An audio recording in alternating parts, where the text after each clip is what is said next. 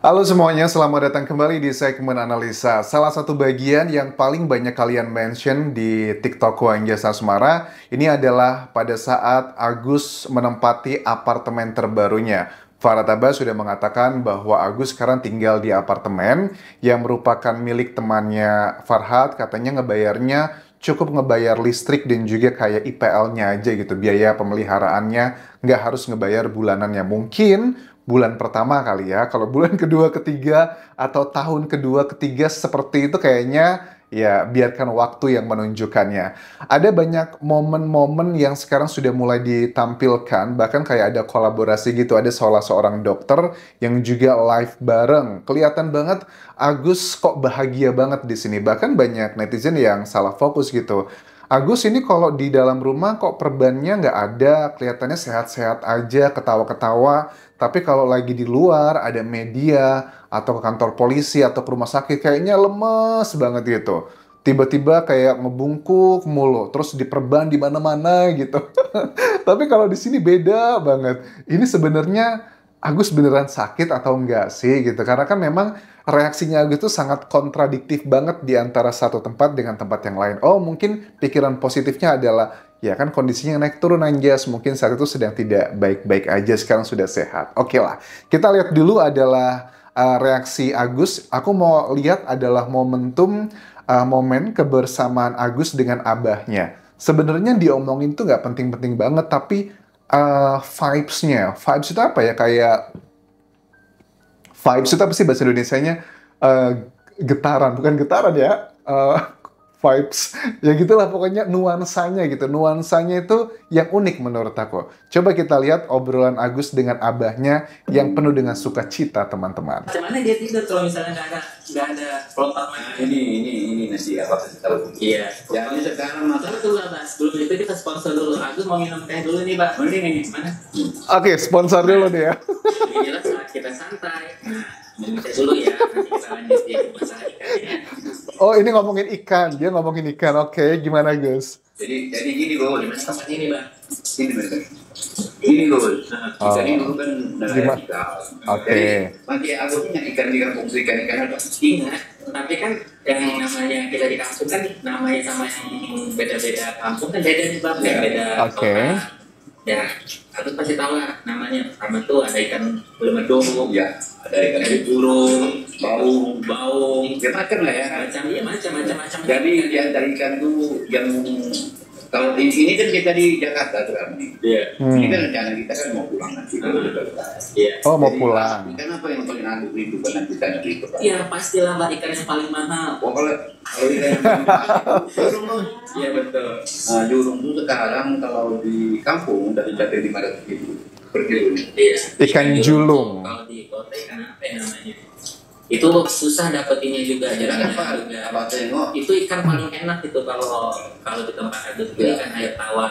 Oke. Yang kedua itu namanya ikan belemedung ya, Pak. Kalau berdua bau, Bau. jadi itu dari Ikan kalau di kota itu namanya ikan patin. ikan patin. Nah itu Tapi beda patinnya, patin tawar sama patin laut tuh beda ya. beda lah. Beda, banyak apa bedanya, Pak ya? Banyak lah kalau patin tawar itu, patin yang di kolam-kolam itu baunya itu ala apa kan itu? Oke. Amis kayak amis. Iya. Tapi kalau di sungai itu mana? Air tawar apa aja? Ya air di kalau sungai itu kali Tawar, ya? kalau kota kali kumuh itu namanya air ikan tolak. Ya kalau air tawar yang sebetulnya Oke, Agus sudah kelihatan bahagia, senang, tertawa. Ya, syukurlah kita senang juga. Cuman ada beberapa hal yang aku tangkap di sini kan kadang tuh kita kalau melihat sebuah percakapan atau statement itu nggak cuma sekedar apa yang tersirat, tapi juga, nggak cuma sekedar apa yang tersurat ya namanya istilahnya, tapi ada yang tersirat gitu nggak sih istilahnya? Cuman behind of the conversation lah. Poinnya adalah itu. Yang aku tangkap di sini, Agus pengen menyampaikan pesan bahwa dia baik-baik aja, dia senang, dia happy, dan dia bilang kata-kata bahwa nanti udah bentar lagi kita mau pulang nih, katanya ke Aceh. Itu yang pertama. Kedua, dia bilang bahwa nanti kalau ke Aceh, aku mau makan ikan yang tadi itu yang apa, julung-julung ya. Ya, pokoknya yang paling mahal gitu. Nah, dia tahu karena dia sedang menjadi perhatian netizen. Ini juga kayaknya siaran langsung ya. Jadi pasti bakal di-record sama netizen, di-repost kemana-mana. Jadi untuk mendapatkan kayak ya pro kontra lagi. Ya hati-hati aja sih Gus, jangan sampai kelabasan. Mungkin Agus sekarang sedang memaintain ini untuk menjadi popularitas atau apapun. Cuman jangan sampai kelabasan. Nanti kalau sampai kelabasan, apes-apesnya nanti kamu ditinggalin sama tim kamu sendiri pada saat ada konsekuensi yang harus kamu ambil. Apakah kalian percaya Agus akan segera pulang ke Aceh? Feelingku ya, prediksiku sih kayaknya enggak. Karena apa? Karena dia menikmati sekali dengan kesannya adalah dengan drama-drama ini. Kalau dia pulang ke Aceh, liputan dari media-media di Jakarta nasional, itu mereka nggak mungkin akan ke Aceh gitu. Kontributor juga tidak bisa maksimal gitu. Jadi aku rasa Agus beberapa bulan ke depan, kemungkinan besar dia masih akan tetap di Jakarta memaintain keviralan ini. Sepertinya seperti itu gitu. Kenapa aku bisa berbicara seperti itu? Bahkan ada salah satu video yang kalian mention juga di TikTokku. Ini dia lagi promosi nih. Dia katanya mau live sama seorang dokter. Ya nggak masalah, itu hak dia gitu kan ya. Karena dia juga berhak ya mendapatkan manfaat dari keviralan dia. Dia ngomong gini, promonya pada saat dia mau live. Halo, saksikan live Agus bersama dengan Sisi. Oh, halo, saksikan live Agus bersama Dokter Sisi ya. Jam 8 malam. Saksikan ya, jangan lupa. Terima kasih. Ditunggu. Oke, jadi Agus kayaknya udah terbiasa sekali ya dengan sosial media dan juga kamera. Karena kan di jejak digital sebenarnya Agus juga termasuk yang sangat aktif ya. Kalau kita lihat dia apa yang nyanyi-nyanyi, joget-joget, atau yang TikTok terutama, itu kan banyak banget video-videonya gitu loh. Artinya memang dia termasuk orang yang suka tampil sebelum kejadian ini. Dan sekarang nggak heran gitu kita ngelihat bahwa Agus pandai memainkan peranannya gitu. Kadang dia sedih banget, emosional banget, marah banget, atau bahkan bahagia banget. Karena memang ada banyak yang bilang dia jago berakting gitu. Apakah kalian setuju gitu? Oke, sekarang kita lihat adalah potongan video pada saat Agus itu lagi live. Memang yang diobrolin apa sih? Ini aku juga penasaran ini. Kalau dokter ketemu sama Agus, yang dibahas apa kira-kira di sini? Tuh ada yang komen tuh, aku sehat banget, alhamdulillah. Ini kena doa dan dukungan dari para netizen yang benar-benar peduli lah ya Gus ya dengan kondisi yang Agus alami ya. Ya, alhamdulillah sih kalau dalam ini ya kalau misalnya dalam kondisi tubuh aku kan sekarang kita batas sih. Oke. Di badan Agus gitu. Iya, aku ini makin ganteng bagus. Masa sih? Iya. Ya, kata dokternya, Agus sekarang makin ganteng loh gitu. Terus katanya, masa sih?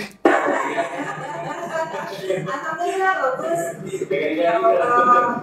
Boleh deh ini dibilang ganteng. Iya, nggak apa-apa bagus soal kenyataan kok. Kita kan apa namanya tulus saja gitu. Iya sih, cuman kan arti ganteng itu kan tadi kita nggak tahu kan aku bilang gitu ya. Jadi kayak ganti. Iya, itu ada yang bilang lagi itu ngapain wawancara Agus gitu. Enggak, bukan wawancara, ini sharing. Saya juga punya persoalan juga. Betul, jadi kita di sini kita sama-sama sharing. Oh, jadi ini bukan wawancara tapi sharing. Katanya dokternya juga punya permasalahan juga sharing sama Agus. Oke, jadi Agus itu termasuk yang jago dalam memberikan saran sepertinya. Sama memperkuat diri, gimana cara mengalahkan apa yang kita tantang dalam hidup ini. Oh, kata Agus sama-sama sharing memperkuat diri bagaimana cara mengalahkan tantangan-tantangan atau hal-hal dalam hidup ini yang berat. Poinnya adalah seperti itu. Kita hadapi lah. Iya, yang udah kita sudah hadapi hidup kita ini betul nggak ya?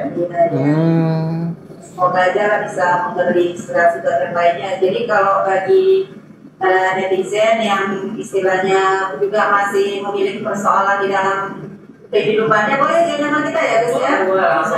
Tuh, jadi buat netizen yang punya permasalahan dengan kehidupannya, silahkan bisa sharing sama Agus. Oke, konsultasi psikologi kayaknya ini ya. Kita bisa sharing. Itu nanti ibu sisi jago. Oke. Oke, tiba-tiba aja Agus menjadi seorang konsultan di sini. That's really surprising.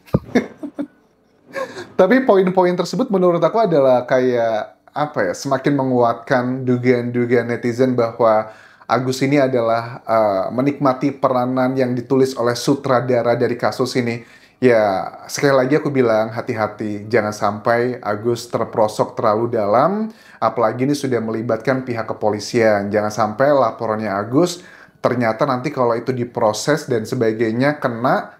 Kita kan nggak tahu loh, di Indonesia tuh hukum kita kan masih unik, teman-teman.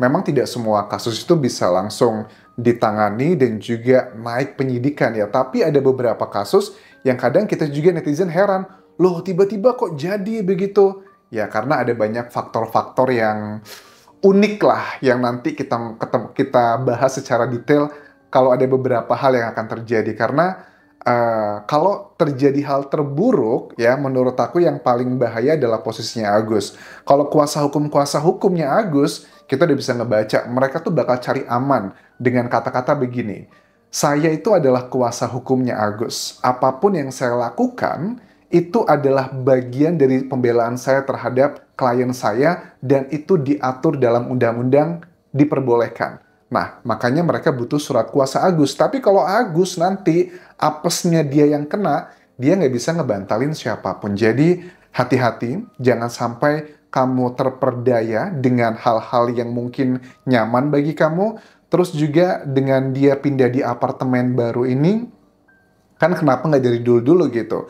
Dugaanku sangat kuat karena dia sudah sadar bahwa dia tidak akan mendapatkan uang yang donasi secara seutuhnya 1,5 miliar. Makanya dengan dia tinggal di situ mungkin ya nanti akan menjadi salah satu pertimbangan. Ayo dong, selain pengobatan dibantu juga untuk tempat tinggalnya Agus paling nggak setahun ke depan selama berobat di Jakarta. Misalnya apartemen per bulan 10 juta dengan macam-macam semuanya. Jadi 10 juta dikali dengan 12 bulan 120 juta. Tambahan lah buat bernafas. Atau mungkin nanti Agus juga punya permintaan lagi buat menunjang kesehatannya. Ayo dong dibelikan juga mobil baru lah yang harga 100-an juta, kan ada juga tuh. Dengan pajak semuanya, mungkin ya 200 juta ada lah ya yang layak buat dia. Karena kan keluarganya ada besar, ada siapa? Ada Agus, istrinya, orang tuanya 2, keluarganya Wawa ada berapa?